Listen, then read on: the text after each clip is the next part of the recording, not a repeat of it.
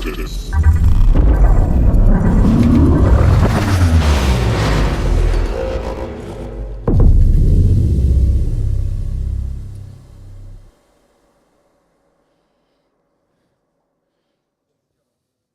All right. Hello, everyone. Hopefully you found it okay. We had a last-minute room change, so hopefully you're all in the right place. And if you're not, then just stay because it's going to be great. Today we're going to be going through Attacking the Supply Chain, the Miscreant's Field Manual. And when I wanted to do this talk, what I really wanted to do is explain how supply chain attacks work, but also demo working ways that attackers or red teamers will actually start targeting these components of the supply chain. So the talk is kind of going to look at components of the supply chain, and then we'll do some demos of how we can actually attack each part. So a little bit about me. My name is Mackenzie. I'm from Aotearoa, or New Zealand. I now live in the Netherlands, but I work for a French company, so I just like to keep everyone guessing and to make my taxes as complicated as possible. And you can find me anywhere on the social media at the handle @AdvocateMac. I'm also the host of the Security Repo podcast. My mum listens to it every time and she thinks it's amazing, so you guys should definitely check it out.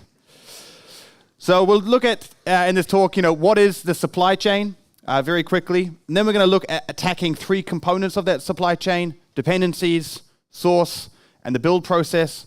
And then finally, we'll look at how we can harden our supply chain. But warning, that last part's going to be a little bit depressing because, we can do things, but we can't make ourselves immune to supply chain attacks. All right. So what do we have when we hear the supply chain? I think a lot of people kind of think of assembly lines. Auto manufacturing's the easiest one to kind of explain. Raw components come in. It's built up on assembly lines. It's kind of tested, and then a product is shipped out. But software development, very much the same kind of process. We have raw components like our proprietary code or open source libraries. We have our assembly situations, which is our IDEs and our source control. We have our testing lines like our CI/CD pipelines. And then we have some kind of packaged product at the end, some kind of artifact, usually in today's world, something like a container, a Docker image, or a registry package, or something like that. So it is quite similar. So a little bit about the economics of how hackers kind of work. We're a long way away now from people that kind of will hack businesses just for fun. That was kind of the original days. Now, attackers really act as businesses. In fact, in 2019 was the first year that the cybercrime economy was bigger than the drug economy, meaning that there's more money going through cybercrime than if there are in kind of the sale of illegal drugs. So we have malicious companies now. Now these can be organizations in themselves. They can be state-sponsored. They have employees. These employees get sick. They go on holidays, and they have costs. And when they try and attack an organization, there's an economic model that they have to follow to try and make sure that that makes sense, right? Am I going to get enough out of the risk of attacking this company, right? Classic risk-reward calculation. Now, that has saved a lot of companies from being targets because they simply don't fit into a good enough economic model for attacking to really target them, which means they only really fall into kind of opportunistic attacks. But supply chain attacks have really kind of complicated that. Now, if we target a component of the supply chain, then we can potentially get access into thousands of organizations, right? Lots of examples of this. When you look at kind of the SolarWinds attack, when they attacked a component of SolarWinds, all of a sudden they had thousands of victims that they could have, many of which probably could not have been targeted in other ways. And this is all kind of basic, right? Yeah, okay, I get it. If you attack more companies, you can put more money into that. But the level of this is actually really sophisticated. And there was a paper that came out that looked at the economic models that the attackers kind of use. And when you look at it, they're really quite complicated. So here is a mathematical equation to try and find C. What is C? C is the overall impact on output. So basically, what this is trying to do is figure out if I target a component in the supply chain, what is the overall impact, what is the overall cost going to be of that? Because if I can figure out what the impact is, I can figure out what the potential reward is. So this is how we can actually start modeling, and this is really important because now we can actually adequately invest enough resources into targeting very complex systems of the supply chain. So the attacks are getting more and more sophisticated as we go through. And we can kind of go into this. I won't bore everyone with it, but it is interesting, and there's a paper on it by A. Cartwright and E. Cartwright called The Economics of Attacks on Integrated Supply Chain Networks. And if you're interested, it's a long read, but it's very interesting as to how these economic models work. But overall, what you need to know is that these are very sophisticated organizations that go after the supply chain, and they invest huge amounts of money in that, and they're not doing that willy-nilly. They have models that they guide them in targeting that. So what does a supply chain look like? Well, this is the easiest example for me to talk about it. This is from SLSA, which is a great framework for hardening your supply chain. And it kind of looks at the components. You have your developer, you have your source code, right, raw components, you have your build process, assembly lines. It pulls in dependencies, and then a package kind of goes out to the consumer. So this is our supply chain that we use. It's very simple in this format, but it's nice to talk about it in this way. Everywhere in this process, we can target. Right? And so what I want to do is just look at kind of three areas. I want to look at targeting source code, targeting dependencies, and targeting the build process, and kind of give concrete examples as to how that has happened and ways that an attacker might do that today. So let's start off with targeting open source packages. This is the most common one when people think about a supply chain attack now. It's kind of poisoning our open source dependencies. So about 85% of the code in our applications, and it kind of depends, I think this is probably a standard number, but simpler apps might be 95%, but most of the code in the applications isn't from us, it's from our open source dependencies. But we have this weird thing where we trust open source dependencies pretty emphatically, way more than what we should, and I understand why. It's because we kind of can't scrutinize everything. It would be too hard. But if you look at our code, it goes into code review processes. You'll have developer guidelines that you have to do. You'll have syntaxes that you kind of avoid or this and that. And it goes through manual code reviews, and everything has to be great. But we don't have anywhere near that same level of scrutiny when we look at it. When we pull in a dependency, we kind of look at number of stars, number of downloads, looks solid. Let's go ahead and do that. But we have to remember that these open source dependencies are built by people, often in their spare time, and they're often maintained out of goodwill. So if we kind of look at this, when we look at our open source dependencies, we have a bunch that we will introduce, and this is the level that we have the most amount of control over because we've decided what packages that we put in. These all have good stars and good maintenance, and they fit our criteria. But we have less control over the next level because these packages have dependencies, and then they have dependencies, and we can keep going for about 30 levels in a lot of cases of dependencies that are kind of dependent on other areas. And then we have another type of kind of dependencies which we have to worry about, which is our third-party services. So maybe we're using something like Okta for authentication, Stripe for credit card processing. These are part of our supply chain as well now. But what happens when one of these components, way down the line, that we don't even know is in our supply chain gets targeted? Because it kind of looks much more like this, right? It's not a clear line because we have dependencies that are dependent on each other. We have third-party services that are dependent on dependencies that we don't know about. So we have almost no visibility into the full impact of our supply chain. So when something like log4j or XZ happens, way down here, and one of these little packages is turned malicious or a massive vulnerability is found in them, that has obviously massive implication of our upstream dependencies, our third-party services, and it can turn our application malicious. And log4j and XZ are kind of massive examples of this. We'll talk about XZ in a minute, but that could have pretty much been game over for life as we know it. That one, we missed that one by a hair. Now, if you've been interested in security for more than 10 seconds, you probably would have seen this meme before. It's very popular, but I always show it because it's just so goddamn good. And so here, this describes it all, right? We have all this infrastructure, and it's all built up on open source products, packages that have been thankfully maintained by someone in Nebraska, the meme says, since 2003.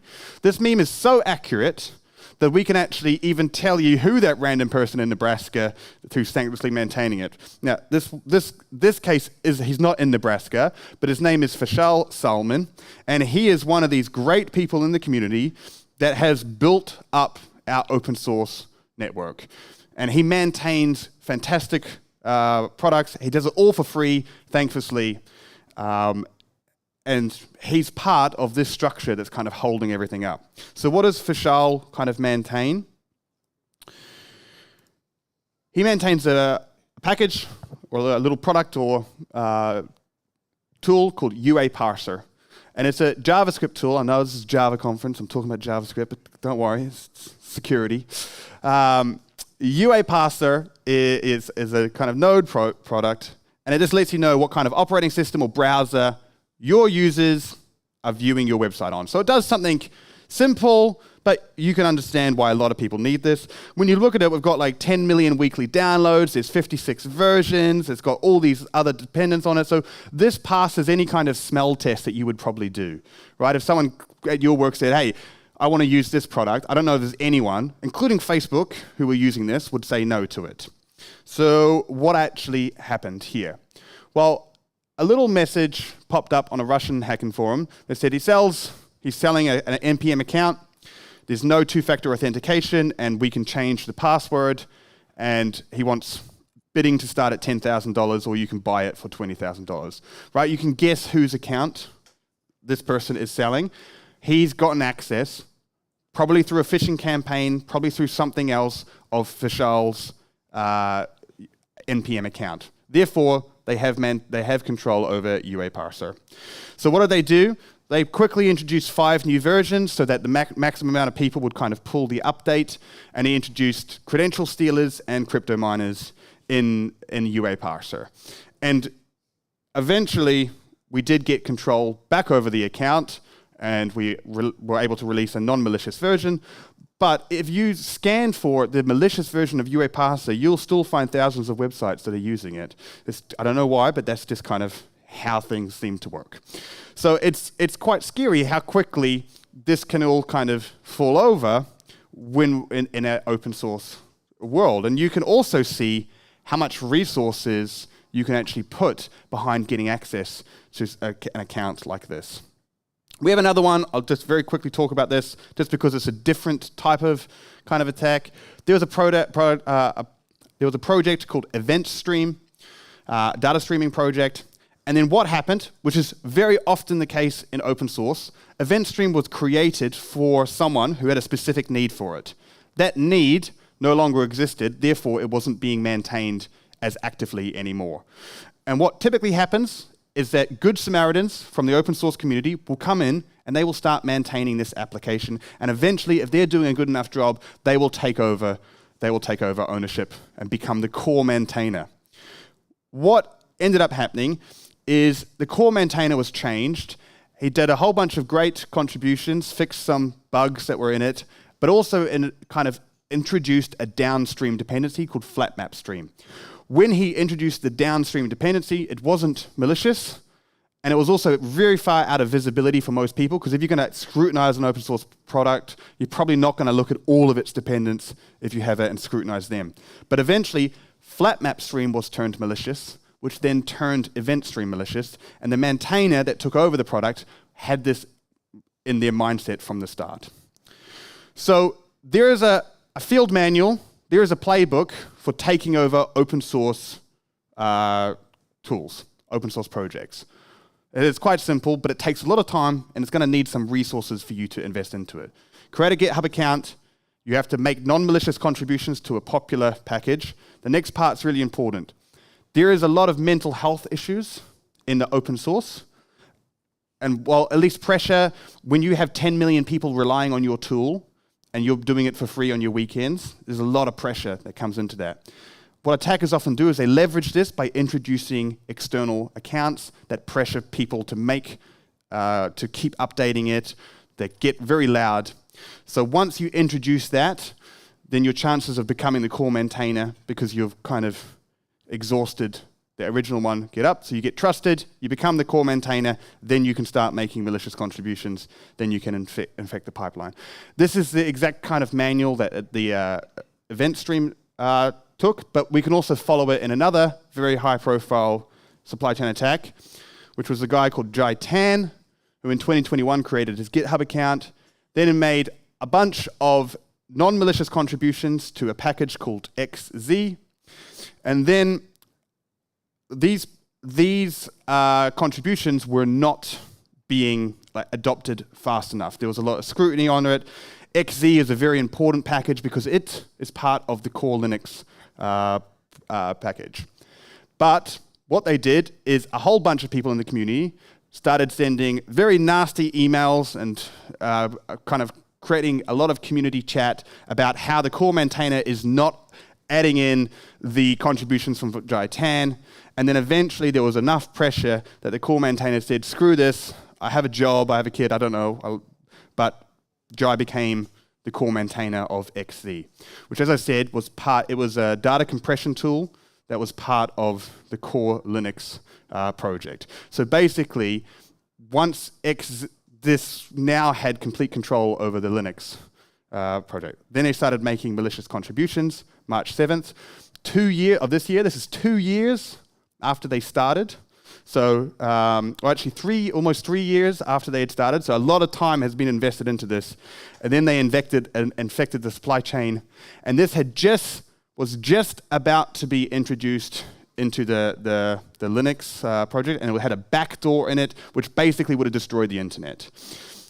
Now, luckily, someone did find this before it was too late.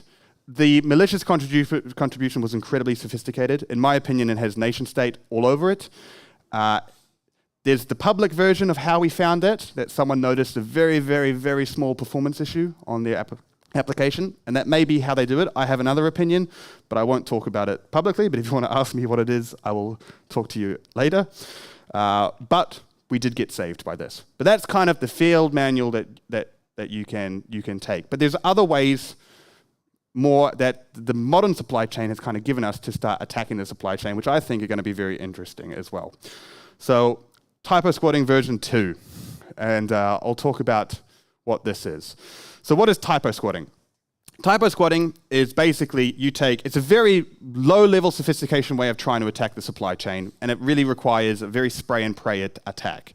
You take a package, in this case there's one called CCXT, and you clone it, add some malicious sprinkling of code, and you call it something very similar, in this case CCTX.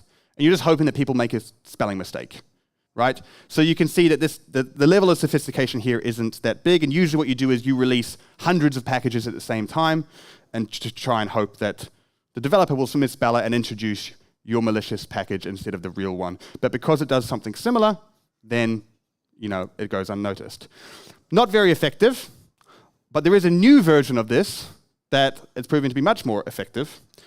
But first we have to talk about something called AI hallucination. So what is artificial hallucination? There's a very famous quote that goes, artificial intelligence hallucination is akin to the shadow that looms large but lacks substance. It mimics semblance in reality but veils the essence of truth. You've probably all heard about this quote in your school because it's from Abraham Lincoln, or at least if you ask ChatGPT, they will tell you that this is from Abraham Lincoln, right? And this is basically what a hallucination is. The AI model can't figure out what's real, therefore it just gives you an answer but does it in a very confident way. And hallucinations happen all over the place. They're widely known, and ChatGPT or other AI models will explicitly tell you, not to trust our product.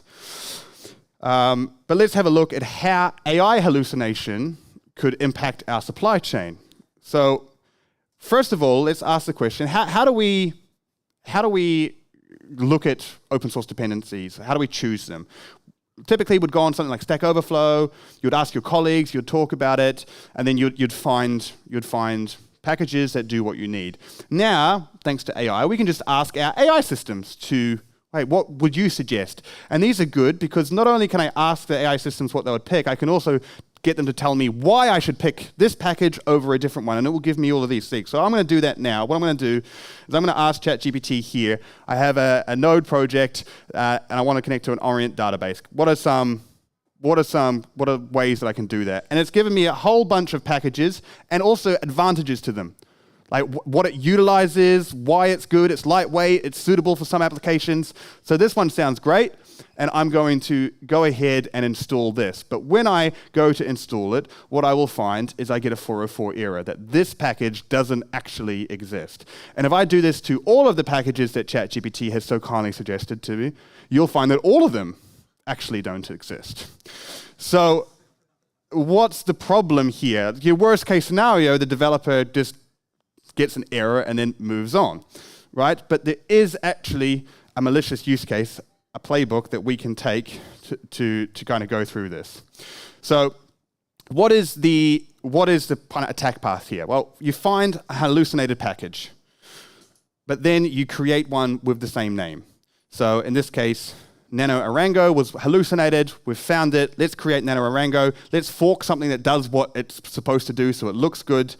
And then we will hope that the developer will blindly trust this and then install the malicious package. Now, this doesn't feel very sophisticated because it's kind of like, well, how can I do this in a mass scale? How can I kind of find all of these hallucinated packages? Because finding them individually seems like not a very great approach. So the field manual for this would be to generate a list of how-tos from places like Stack Overflow, plug them all into ChatGPT, and automate what solutions are hallucinated, gather a list, create them all, and what you'll find is about 20 to 60% of packages, depending on the system that you're using, are hallucinated. So we have there's a lot of option here. What is kind of scary is this is the numbers from each model. ChatGPT is getting worse. But what is kind of particularly scary in this one is that we don't know if these numbers are kind of real or not, because this is what packages it's suggesting that don't exist. But what if they've already been found and they do exist? How can we tell then? So now we're kind of at a point, and you basically have free advertisement of your malware. And there's a lot of people that are kind of blindly trusting ChatGPT, and in cases, ChatGPT will even kind of write code for you that uses these hallucinated packages in the code. So there's kind of lots of opportunity here to attack the supply chain kind of using AI. But let's move away from open source dependencies and look at attacking other areas. So now I want to look at attacking the source code, or the source of our applications.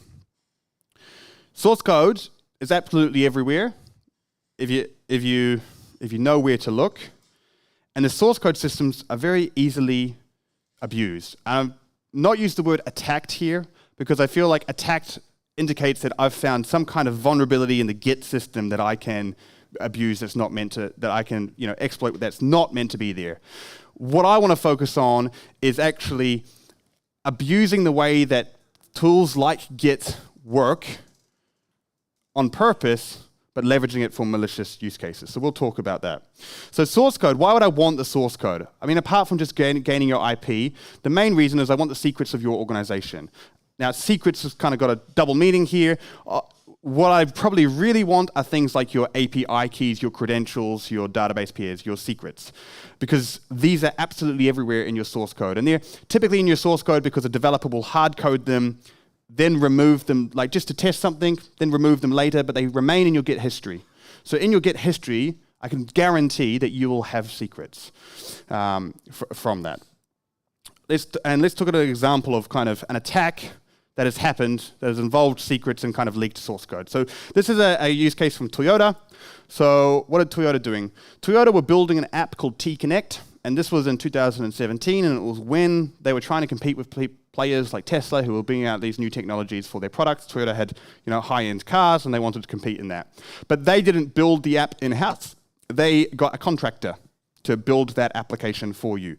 It was an employee of that contractor that accidentally pushed the source code to a public GitHub repository, and inside that source code there were secrets to the database. They were there for 5 years, and we know that malicious actors found them because they've appeared in kind of breach bundles of credentials. So we know that it was abused, and we know that the customers were found. So in this case, I like this example, not because of how catastrophic it was, but it shows how far removed Toyota was from the actual breach. It was an employee doing something on their personal time that actually kind of got them snubbed. So how is this related to the supply chain? Well, it kind of relates because GitHub is part of all of our supply chain now. What do I mean by that? Well, I'm not sure if Toyota use GitHub Enterprise or not, but I do know that their developers and their contractors use it. And I know that will be the same in almost all organizations. GitHub is a very important part of the ecosystem for developers. It's where we store our portfolio. It's where we connect. It's where we contribute to open source. So GitHub is kind of part of our supply chain, whether or not we like it to or not. But the way that GitHub works makes it easy for us to abuse it to try and do malicious things. So it's a very vulnerable part of the supply chain if you know how to abuse it. So what is a way that we can start kind of abusing GitHub? So first of all, we need to look at, the example from Toyota was looking at secrets and a secret that got leaked. How many secrets got leaked on GitHub in 2023? So I work for a company called GitGuardian. As I said, one of the things that we do is we scan every single public commit that's made to GitHub throughout the entire year. So last year there was over 1 billion commits, 1 billion contributions of code were made to GitHub. We scan all of those for secrets, and we found about 13 million secrets just last year. Now you could say that, how do we know that these secrets are real and they're not just kind of entry strings like unique IDs or stuff? So what we can actually do is we validate the secrets that we find a lot of the time. So if we find an AWS key, we'll validate that that's a real AWS key. There's some really big improvements that GitHub has made that will hopefully see this number drop by about 20% next year. We're seeing that in the data because GitHub is now actively trying to block certain secrets. But there's still plenty of secrets that are getting through, including GitHub tokens, which I have an example of later on. But there's a plethora of secrets out there, and a lot of them are in public. So how do we, well, first of all, we can see that the problem's getting bigger. We do this every year.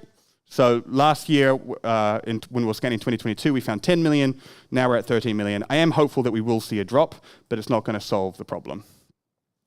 And the other thing that's kind of scary is that we monitor, as I said, we validate the secrets. So what we actually also do is we check to see if the secret remains valid. And what we've found is that after 5 days, 92% of the secrets are still valid. So we will alert the developer that they've leaked a secret, but 92% of them won't actually revoke the secret. A lot of them will do things like delete the repository or delete the commit, but they won't revoke the secret, which is not solving the problem, I will assure you. So how do we actually do this? So one of the ways that we can abuse GitHub in the supply chain is GitHub has an API. And now anyone can go to this API. You don't need authentication. api.github.com/events. And it's a real-time stream of everything that's happening in public GitHub. And you have lots of interesting information, including the email address of the committer. So you can even see if you wanted to filter out for specific companies. Like if I was looking just for people that worked for Algolia because I wanted to attack them, I can filter out the information on people with just Algolia email addresses. So there's ways that I can filter this down. And what's interesting here is when I tell you that your repository is public, you will know that that means that if I know the address of your repository or I look you up on GitHub, I can find your code. What you don't know is it's actually broadcast on this API every time you make a change. There's a bunch of events that happen on this, but the ones that we're interested in are the public event and the push event. The public event is the most interesting. This is when a private repository is turned public.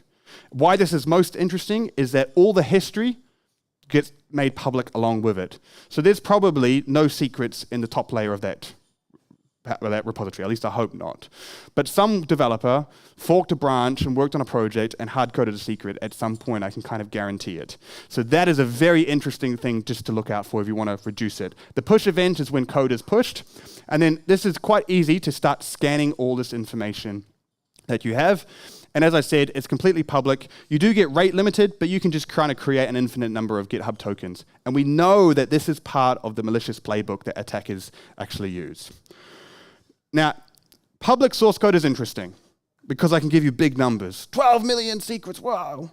But what's much more interesting is private source code, because public source code, at least people kind of don't intentionally put secrets in there. Private source code, it's crazy what you will find in private source code. So if you can get access to private source code, then well, that's great. So let's now look at how we can abuse GitHub to get access to private source code. I want to start with a funny story. This is slightly left field, but it's too funny not to put in, so I'm going to say it anyway. So this is my friend Philippe. He's a pen tester, and he had an assignment to get into the private source code of a company. That was his assignment. So what he did is go, okay, what I'm going to do is I'm going to buy a domain. He bought the domain getlhub.com, so that the little L is, you kind of don't see it. And then he made that a complete mirror of GitHub. And obviously you can see where we're going with this. Then he crafted a phishing campaign, and he wanted the developers to click on the phishing campaign so he can get access to the private source code, right? This is kind of a common technique. And now's where you expect me to say that it worked, but it actually didn't work, okay? The developer didn't click on the link. Philippe didn't get access to the private source code. Mission failed, or so we thought. Something weird then happened. Philippe kept GitLhub running, just because I'm going to use this again later, so we'll just keep it going. And then someone posted on Twitter but made a mistake in the tweet. And they put GitLhub instead of GitHub, but because it was a mirror, it still displayed as normal. And then the search engine started indexing it, and for whatever reason was kind of prioritizing GitLhub above GitHub for certain open source packages. Philippe had no idea that any of this had happened until he got notified that his logs were full, and he couldn't figure out why his logs would be full, and then he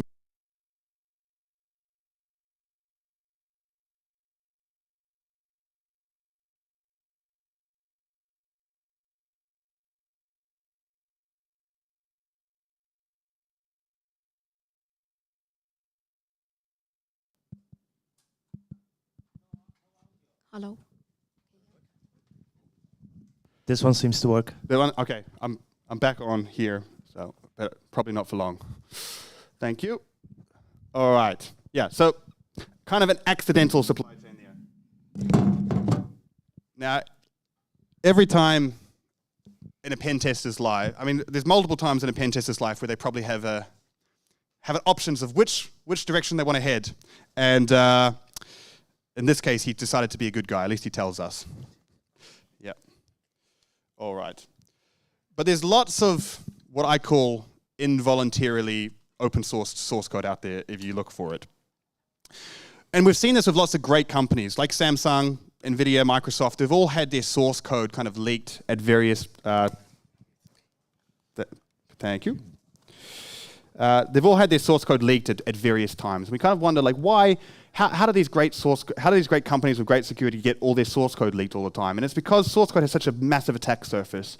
All your developers have access to it. It's backed up into different systems. It's very easy to misconfigure, and Git gives us a lot of opportunities to abuse how it works to try and gain access to it. So let's talk about some of the ways that we can access private source code. So just to give you a couple of examples, how many secrets do we kind of typically find in private source code? Well, I'll give you examples of public leaks that have happened. So Twitch had all of their source code leaked, 6,000 repositories. We scanned it and we found over 6,000 secrets. This sounds like a lot, right? And 194 AWS keys is a lot. However, this is way better than what we would expect from a company that size. Because when we kind of introduce our product, GitGuardian, into companies, we find way more secrets on average than this. So props to Twitch. However, they still had 6,000 secrets, including Stripe keys in their source code that were hard-coded, that were then made public in this breach. We've got another recent one, the New York Times. They had all their source code leaked. We've got about 5,000 secrets in that. We weren't able to scan the whole amount because, unfortunately, the last part of the source code wasn't being seeded by the miscreants. But in what we were able to cover, about 5,000. The Twitch happened because of a misconfiguration. This one actually happened because someone put a GitHub access key in a public repository. So basically access to your private repository in your public repository. But there's lots of ways there. So it's less about how this happened and more about what's inside private repositories. Lots of secrets. So how do we actually find that? Well, one of the ways is abusing the way Git works. And one of the ways that Git works, if you've used Git, the first thing you do is you write git init, and it creates a folder called .git, a .git directory. Inside that folder is all the metadata of your Git project. That's where your history is. That's the juicy part that you want. And it's very common for this folder to accidentally get swept up with everything and published. Cyber News found 2 million exposed .git directories at public addresses when they did some wide-scale scanning. So this is basically private source code that's publicly viewable, accessible if you know how to look for it. So what's the kind of field manual for doing this? Well, I've picked on Algolia before, so we'll pick on Algolia again, mostly because they're a good company and I'm not going to accidentally expose it. But what I'm going to do is the first step is I'm going to look at algolia.com and I want to find all of the subdomains that belong to algolia.com. But I want more than algolia.com, but this is just kind of a quick demo. Because if I'm going to find a .git directory, it's not going to be algolia.com/.git, or God, I hope not. But it might be one of these testing.production.algolia.com or something like that. That is where it's kind of most likely. Once I have a list of all of my subdomains that I want to look for, I'm going to use a tool called Git Scanner, and we're now going to go through all of this, and we're going to find where we have .git directories. Where it's orange, that's where it's found one, but there's access problems to it. So what we're going to do is we're going to then go deeper and try and access individual files from it. Where it shows up as green, that means that there is a .git directory there, and this tool will automatically download it and then revert it back to source code so that you can actually start scanning through it. Then once you have the source code, you scan through it for secrets, and happy days, hopefully. So the field manual, use a tool like Domain Finder to find all the domains that belong to a company. Then use something like Subfinder to discover those domains.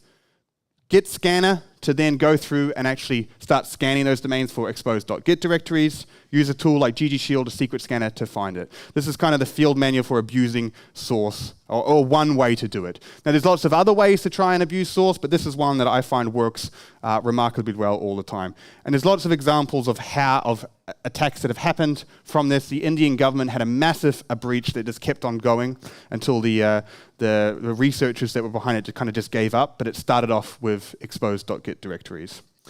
All right, so we've talked about dependencies, we've talked about abusing source. Now let's talk about abusing the build process. So the build process, I'm talking about like CI/CD pipelines, things like that. When we package up our code and we test them, we build them, and when we get an artifact at the end that we can ship out. What's really important to know about these environments is that even though they're considered kind of test environments, they have access to a huge amount of juicy information, again, things like secrets. So they're very, very great targets for organizations, because if they can infect the build process, they can kind of get a whole bunch of juicy activities. So when has build pipelines kind of been infected? CircleCI had a big breach. How did that happen? Again, this was kind of quite sophisticated. It's simple in how it unfolded, but you can tell a lot of resources went into it. So first of all, malware was deployed on a developer's machine in December 2022. From that, they were able to steal a session token. So a session token is actually more valuable than credentials. The reason being is that they bypass MFA, because you're already authenticated in your session. So once they had that session token from the developer, they were then able to get access to the core encrypted client secrets manager. So all of your master keys for CircleCI were stored, they were encrypted in this database of encrypted secrets. And this developer, who was obviously specifically targeted for his seniority in the company, had access to that encrypted database. Now, they got all those encrypted secrets, however, keyword there, encrypted, but they were able to decrypt a huge number of them. Why? Because weak master passwords were used to encrypt them by the client. So, therefore, they were actually able to move from CircleCI into the build processes, and then the specific secret that they were after were things like your GitHub access token, so they could move into your private source code and access it. How this was discovered was that there was logs in people's GitHub repositories. When they looked at what keys were used to access it, they were the CircleCI keys, and that's how they discovered there was a breach. But it happened after months of the attackers having access. We have another example. This one is not targeting the CI/CD pipeline itself, it's targeting a tool within that pipeline. So this was targeting a company called CodeCov. Now, CodeCov is a code coverage tool. What that means is it tests how much of your application is being tested. So what is your unit test covering? It does a very specific job. It's very important, but it's not something that you would assume would have critical access to anything.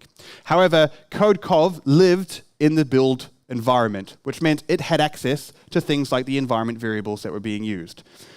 CodeCov, how you implemented the tool, was you used a Docker image. Inside that Docker image, there was a hard-coded credential. That credential gave read-write access to a bash uploader script. How the architecture of this worked is a little bit strange, but the CodeCov product was calling this external bash uploader script whilst it was being run. So basically, the attackers had access to this so they could manipulate it, so they could basically turn CodeCov malicious.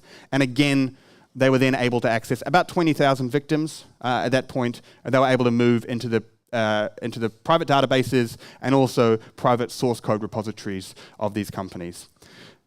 It was one line of code that was added into the bash uploader script, and here's what it did. It said every time you run CodeCov, dump the environment variables and send them to me, the attacker. So basically, every time CodeCov run, all those environment variables that you use to connect to your databases, to everything, were being sent to the attacker. Now, you would say, oh, that wouldn't affect me because I use test credentials for my testing process, but there's some credentials you can't avoid using, like your Git credentials. So that had access to that, so then ultimately, at the very least, you could move into the private Git repositories. I very rarely pick on a company for breaches. I'm going to pick on one company, HashiCorp. I like HashiCorp, great company, recently purchased by IBM, but they have a great product called HashiCorp Vault. HashiCorp Vault is a secrets manager. The whole pitch behind HashiCorp Vault is that our secrets manager is so good that when you implement it, your developers will never need to hard code secrets again. You simply connect to our secrets manager, and then we deliver the secrets using great technology like just-in-time delivery. And there's a whole bunch of, I could talk about how great Vault is for a long time, and it is good. However, HashiCorp were affected by the CodeCov breach. Attackers were able to make their way into HashiCorp's private code repositories. Any ideas what they found in HashiCorp's private code repositories? They found secrets.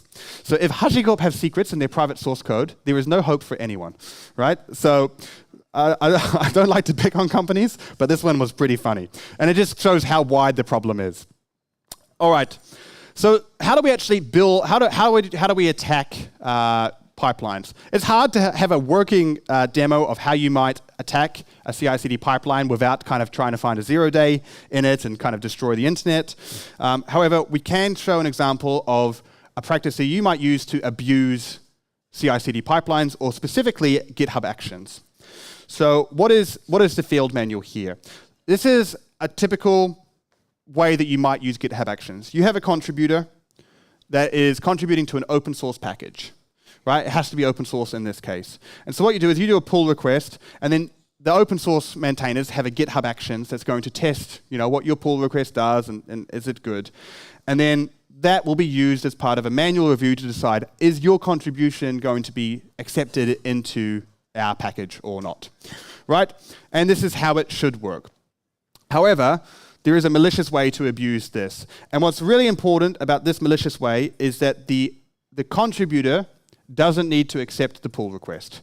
So what you do is you make a malicious pull request, right, with some code in the pull request title or some other places. And then what you do is, instead of it going to manual review, you can automatically get it to do something suspicious. So the contributor doesn't need to accept it, right? Just the fact that you made the pull request is enough to do something malicious. Now, the reason why GitHub isn't broken is because you need to have made a mistake for this to work. But there are plethora of people that make this mistake. What the mistake is you need to kind of commit a cardinal sin in code security, and that is take untrusted data and use it. So in the case that I'm going to be demoing, there's lots of cases that you can do this and you can run automated attacks against it, is that in this case, the person is taking the pull request title and putting it in their GitHub Actions workflow, right? You're taking untrusted data from someone else and putting it in your workflow, right? And then what I'm going to do is put a malware dropper in the pull request title. So we can do an example of this, of how this would work. But basically, this is from the view of the open source maintainer, and I have a GitHub Actions workflow here. And in that GitHub Actions workflow, on line 25, or no, 16, sorry, you have the pull request title, right? It's using the pull request title. There's lots of reasons why you might use this, and it's not just the pull request title. You can use lots of other data, but I'm using that. What I'm going to do is I'm going to switch to an attacker who's now trying to target this open source tool, right? And I could be doing lots of things. I could be trying to get environment variables. I could be trying to get secrets. I could be trying to make my contribution work. In my pull request title, I'm then going to add a script, which comes in here, which is just a curl command, which is going to a malicious site, which is pulling in a bash script, right? So if we go to that site, this is all I'm doing. I'm just going to say the word dropping malware, and then I'm going to write pwned. Now, I could do whatever I want, but in this case, I just kind of want to prove that it works. So what we're going to do is we're going to run this workflow, and then what you will see is the GitHub Actions workflow will kick off, and then inside it, it will run our bash script, which in this case is just going to say dropping malware, pwned. However, you can use your imagination as to what you want to do in that place.